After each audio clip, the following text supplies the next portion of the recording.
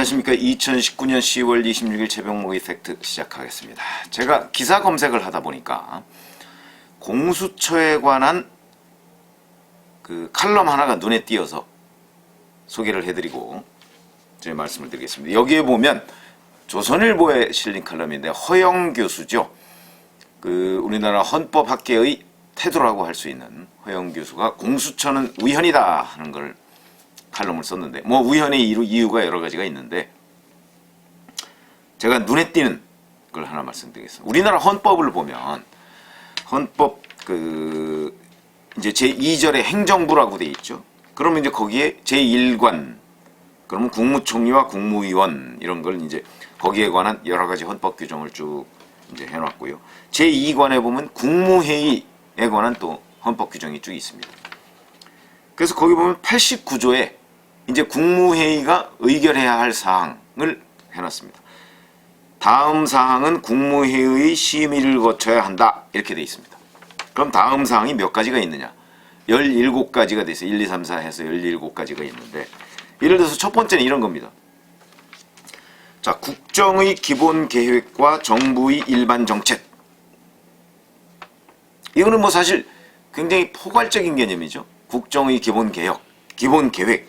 그러니까 우리나라를 어떻게 끌고 갈 것이냐 하는 문제. 그 다음에 정부의 일반 정책. 뭐 이런 거 보면 뭐 예를 들어서 뭐 최근 문재인 대통령이 얘기했던 뭐 정시 확대, 뭐 대학 입시, 뭐 예를 들어서 학종을 어떻게 할 것이냐, 뭐 이런 문제, 뭐 이런 것들이 이제 정부의 일반 정책이라고 볼 수가 있고, 경제 관련해서도 뭐 소득세법을 어떻게 하느냐, 뭐 이런 대부분 여하튼 우리가 그냥 상식적으로 생각해서 중요하다 하는 거는 국무회의의 심의를 다 거칠 수 있습니다. 그런데 문제는 이 국정의 기본계획과 정부의 일반 정책 이런 식의 얘기는 굉장히 포괄적이죠. 이걸 누가 판단하느냐? 그럼 국정에 기본계획이 있고 기본계획이 아닌 뭐 어떤 뭐 세부계획 이런 게 있으면 세부계획은 통과 안 시켜도 되느냐? 약간 애매하죠. 이런 거는. 그렇기 때문에 이건 명확하게 뭐 규정이 돼 있다 이렇게 하기는 어렵고 그냥 상식선에서 처리하면 되겠습니다. 그런데 한 세 번째쯤으로 가보면 이제 명확한 것들이 나옵니다. 예를 들어서 헌법 개정안, 그 다음에 국민투표안, 조약안, 법률안, 대통령령안. 이거는 이 국무회의 심의를 거쳐야 하는 17가지 중에 이게 세 번째로 들어가 있는데 명확하죠? 헌법 개정안 명확하죠. 국민투표안, 조약안, 법률안, 대통령령 이거 다 명확합니다. 이런 것은 반드시 거쳐야 된다. 만약에 외국과의 조약안인데 국무회의 심의를 거치지 않았다. 그러면 우연이 되는 거죠, 이제. 그런데 그 16번째에 가보면 이렇게 되어 있습니다. 검찰총장, 딱 검찰총장의 규정이 되어 있습니다. 합동참모회의 의장, 각군참모총장, 국립대학교 총장, 대사, 기타 법률이 정하는 공무원과 국영기업체 관리자의 임명. 요것도 국무회의를 심의를 반드시 거쳐야 됩니다. 그러면 공수처장은 없죠, 공수처장은. 근데 공수처가 지금 그러니까 국회 법사위에 올라가 있는 공수처안이 두 가지 안입니다. 더불어민주당 백혜련 안이 있고 바른미래당 권은희 안이 있는데 어떤 것을 통과시키든 간에 이 공수처는 지금 현재의 검찰보다 힘이 막강해집니다. 거기다 수사권과 기소권도 같이 갖게 됩니다. 그리고 힘이 더 막강해지고 일종의 귀족 수사기관입니다. 무슨 말씀이냐면 권력형 비리, 고위공직자 비리 이런 것만 전문으로 하는 데를 만들어 놓은 게 공수처라고 하는 거 아니겠습니까?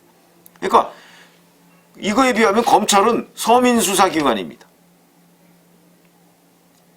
귀족 수사기관과 서민수사기관이 있는 겁니다. 그것도 부당하죠, 우선. 그런데 어찌됐든 간에. 권한을 보면 만약에 공수처가 만들어진다고 하면 그 권한이 검찰보다 막강해지기 때문에 검찰총장보다 공수처장이 헌법상 더 중요한 역할을 하게 되는 것입니다.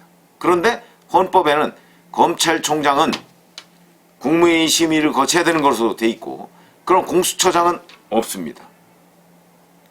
그리고 경찰청장 없습니다. 여기에 없죠. 경찰청장. 그러니까 우리나라 수사기관으로서는 검찰이 거의 유일하게 여기에 국무회의를 심의를 거치는 사람으로서 검찰을 총괄하는 검찰총장을 명시해 놓고 있습니다. 그런데 그 검찰보다 더 권한이 막강할 것으로 보이는 공수처를 만들면서 그 공수처장은 헌법에 없습니다. 국무회의 심의를 거치지 않는 것으로. 그렇게 되기 때문에 허영 교수의 주장에 따르면 만약에 공수처를 만들었다면 이 국무회의 심의를 거치는 거에 공수처장도 넣어야 한다. 그러려면 헌법을 개정하지 않으면 안 된다. 그러니까 지금 현재의 헌법에는 국무회의 심의를 거치는 거로 검찰총장만 들어가 있는데 그거보다 권한이 더 막강한 수사기관을 하나 만들려면 그것도 헌법적 근거를 가져야 된다. 저는 이 말이 맞다고 생각합니다. 그러니까 이 검찰총장을 빼고 공수처장을 넣든가 아니면 공수처장과 검찰총장을 같이 넣든가. 근데 현행 헌법상에는 공수처장이라는 건 들어가 있지 않습니다. 그렇게 되면 헌법상 근거가 없는 수사기관을 하나 만드는 게 되는 거지 않습니까? 불가능하다. 우현이다 하는 것이 이제 허영 교수의 주장이고, 허영 교수의 주장은 이거 말고도 뭐 여러 가지 또 뭐 옥상옥이다 뭐 이런 얘기가 있습니다. 그러나 그것들은 이미 제가 공수처에 관련한 그 유튜브를 하나 만들면서 거기서 설명을 해드린 바가 있습니다.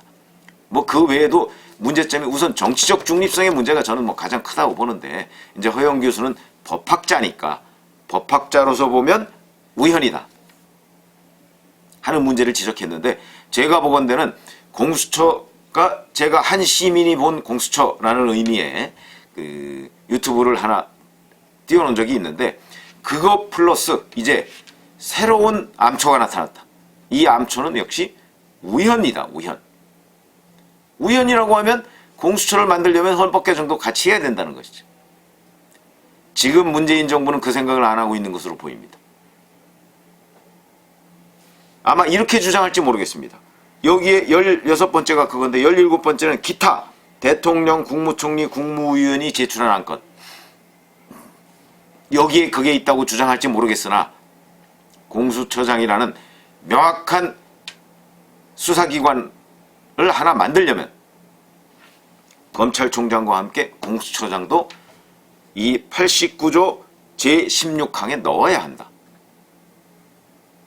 아마 앞으로 제가 보기엔 허영 교수의 이 문제제기에 따라서 헌법학자들 사이에서 과연 공수처가 우현이냐 하는 부분을 논란이 거듭될 것으로 보이는데, 제가 그 사람들이 학자적 양심을 팔지 않는 한 저는 이 말이 맞다고 생각합니다. 그렇게 된다면 공수처를 설치하는 문제가 과연 우현이냐 아니냐는 게 공수처 추진의 새로운 암초가 됐다. 굉장히 중요한 변수가 됐다. 이렇게 생각합니다. 그리고 공수처는 이 문제 외에도 가장 큰 게 정치적 중립성이라고 그랬죠. 그렇기 때문에 왜 그러냐면 공수처장을 뽑는데 대통령이 결정적인 영향을 미칠 수 있도록 돼 있습니다. 그리고 현실적 구조가 특히 백혜련안 같은 경우는 2명을 추천하도록 돼 있기 때문에 여당과 야당이 제대로 이 의견 합치가 안 될 가능성이 많습니다. 그러면 여당이 1명 추천하고 야당이 1명 추천하면 대통령은 뭐 여당이 추천한 사람 당해야 되겠죠. 그러니까 결국 그러면 대통령과 여당이 추천한 사람이 공수처장이 되면, 지금 이런 거 생각해 보시죠. 자, 경찰청장, 민감용 경찰청장이 최근에 한 거 보셨죠? 무슨 조국 수사를 비판한 여당의 문건, 이걸 경찰에 다 열람하라고 시켰다는 거 아닙니까? 이거보다 더한 수사기관이, 귀족 수사기관이 하나 만들어지는 겁니다. 그게 정치적 중립성을 띄겠습니까? 띄지 못하겠습니까? 그런 수사기관은 만들 필요가 없는 것이고, 그리고 지금 윤석열 검찰처럼, 현재까지의 윤석열 검찰처럼 만약에 정치적 중립성을 띄고 살아있는 권력에 칼을 들이댈 수 있는 검찰이 존재하는 한 공수처는 하등 만들 이유가 없습니다. 그런데도 지금 문재인 정부는 공수처를 만들겠다고 하고 있습니다. 그리고 조국 전 장관 일가를 수사하고 있는 검찰에 대해서 각종 유무형의 압박을 민주당과 문재인 대통령이 하고 있습니다. 그러면 지금 문재인 대통령과 여당이 추진하고 있는 저 공수처가 설치가 되면 결국 무엇입니까? 우리가 조국 수사에 대한 여권의 대응 과정을 살펴본다면 결국은 대통령, 청와대와 여당의 마음에 안 드는 수사는 하지 않는 부서, 그런 공수처를 만들려고 하는 것 아니냐. 조국 전 장관 일가를 수사하는 윤석열 검찰에 대해서 그토록 압박을 가하는 것 보면 결국은 만약에 공수처가 정말 현직 무슨 장관 이런 사람을 데려다가 또 수사를 하려고 한다면 얼마나 압박을 하겠습니까? 그러면 그때는 또 공수처 개혁한다고 나오지 않겠습니까? 그러니까 조국 전 장관 일가에 대한 수사, 여기에 대응하는 여권의 어떤 총체적인 흐름, 이걸 본다면 공수처는 만들어서는 안 될 부서고 태어나서도 안 될 부서다. 그리고 여권이 공수처나 수사기관에 대해서 가지고 있는 인식 자체가 그릇됐다. 지금 서초동 시위에 나가는 사람들의 그 수사기관에 대한 인식은 무엇입니까? 오로지 개혁 대상, 그리고 조국 같은 사람 수사하면 안 된다, 이거지 않습니까? 그러면 자, 조국 같은 사람을 수사하지 않는 것이 바른 길이냐, 수사하는 것이 바른 길이냐. 지금 이미 그거야 최종적으로 대법원에 가서 유죄가 확정된 건 아니니까. 그러나 적어도 수많은 조국 전 장관의 거짓말, 그 중에 불법성, 그 다음에 정경심 교수 일단 구속됐지 않습니까? 범죄 혐의가 소명된다, 이렇게 해서 구속영장을 발부했습니다. 자, 이런 사람을 수사하지 않는 것이 정의입니까? 그런데 지금 청와대와 민주당은 그런 사람을 수사하지 않는 것이 정의고 오히려 그걸 실천하고 있는 윤석열 검찰에 대해서 개혁해라, 이렇게 하는 것이 정의이냐? 그러면 이 사람들이 그리고 있는 공수처는 과연 무엇일까? 라는 강력한 의문이 들죠. 그 의문과 함께 허영 교수가 지금 문제 제기한 우현, 이 문제는 제가 보기에 명백해 보입니다. 그래서 이것은 새로운 암초가 등장했다. 기존 암초가 한 5개쯤 있는데 그거보다 더 큰 암초가 하나 또 등장했다, 이렇게 생각합니다. 그래서 이런 문제를 포함해서 한국당은 빨리 이 공수처 문제에 대한 공론화를 해서 우리 국민들 중에서 공수처가 막연히 공수처는 개혁이야 라고 생각하는 분들을 일깨워 주시기를 바랍니다. 감사합니다.